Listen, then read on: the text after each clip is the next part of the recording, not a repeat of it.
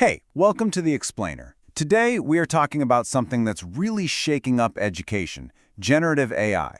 And look, this isn't some sci-fi fantasy. We're talking about tools you can use like right now to make your job as an educator more effective and honestly, a little easier. So let's kick things off with a feeling every single teacher knows. You know exactly what I'm talking about, right? Those endless hours staring at a screen, trying to build lesson plans, come up with new assignments, and figure out yet another way to explain a really tough concept. It's a massive amount of creative work, and it's probably one of the biggest time sinks for any instructor. And that is the big idea for today. I want you to think about AI not as some kind of autopilot that just takes over the whole show. No way. Think of it as your brilliant co-pilot, a partner that can handle the routine stuff, maybe suggest a few different routes, and free you up to focus on the things that really matter, like teaching and connecting with your students. Okay, so how does this co-pilot thing actually work? Let's take it for a spin on one of the toughest parts of the job, staring down that dreaded blank page when you need to build a whole lesson right from scratch. The basic process is really like a simple three-step dance. First, you lead. You write a clear prompt telling the AI what you need. Second, the AI generates a first draft, a starting point. But that third step, that's the most important one, and it's all you. You're the expert who takes that draft and makes it great, adding your own creativity and insight that, frankly, only a human teacher can. And just so you know, this is not a drill. This isn't theoretical. This quote you're seeing, it's pulled directly from a lesson plan that an AI spit out for a college-level calculus class. I mean, look at how precise those learning objectives are. The AI created a full 60-minute plan in just a few minutes, saving the instructor hours of prep time. Now that is a good co-pilot. Getting a lesson plan drafted is a huge win, for sure. But we all know students learn in a ton of different ways. So what happens when you need more than just text? Well, this is where that AI co-pilot starts to look less like a helper and more like a magician, helping you build this rich, multimodal world for all your students. Okay, take a look at this. It's a super dense, scientifically accurate paragraph about photosynthesis. For some students, this is totally fine. But for others, this is just a wall of text that's almost impossible to climb. So how can our AI co-pilot help us out here? This is where it gets amazing. Just by feeding that one block of text into an AI, an instructor can get a whole bunch of different learning materials back. Boom.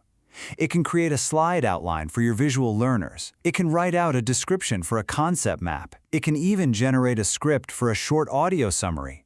All of a sudden, you have 3 or 4 different ways for students to grasp the material, all from a single source. And let's be really clear about this.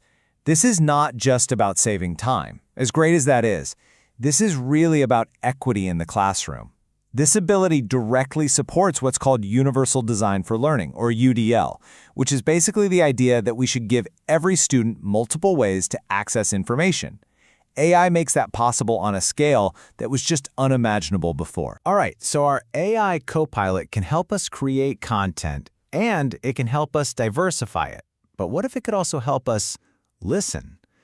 This is where the partnership gets really interesting, when we use AI to create this powerful feedback loop with our students. So here's how that feedback loop works. You know the old way, right?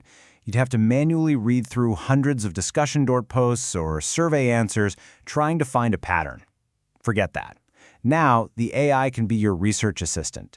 It can analyze all of that student feedback, pick out the most common themes and points of confusion, and give you a quick summary so you know exactly what to fix. And here's a fantastic real-world case.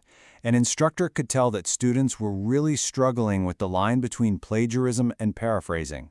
So instead of just guessing what was wrong, they fed all the class discussion threads into an AI. The AI immediately flagged the core issue. And armed with that knowledge, the instructor used the AI again to whip up a new FAQ with way clearer examples, basically solving the problem in near real time. Okay, we've arrived at what is, without a doubt, the single most important point of this whole explainer.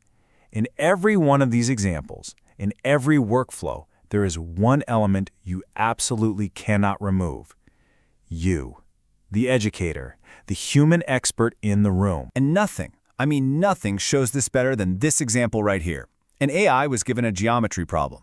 Its step-by-step reasoning looked perfect. Totally logical, but its final answer was just flat out wrong. Why? Because it misread the map coordinates. The machine made a simple but critical error.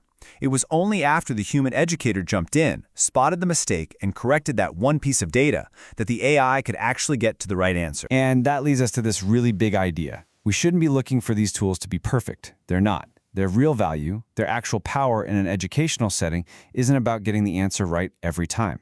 It's about their ability to help us structure our thinking and to model the process, even with mistakes.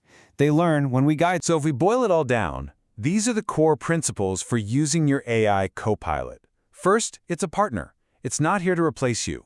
Its job is to enhance accessibility for every student. It's meant to free you up so you can focus on the high-impact teaching only you can do. And the bottom line? Your judgment, the human judgment, is always, always essential. Which brings us to our final question, and this one's for you.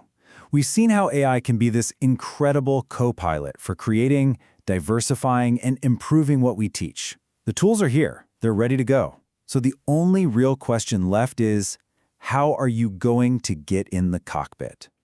Thanks for tuning in.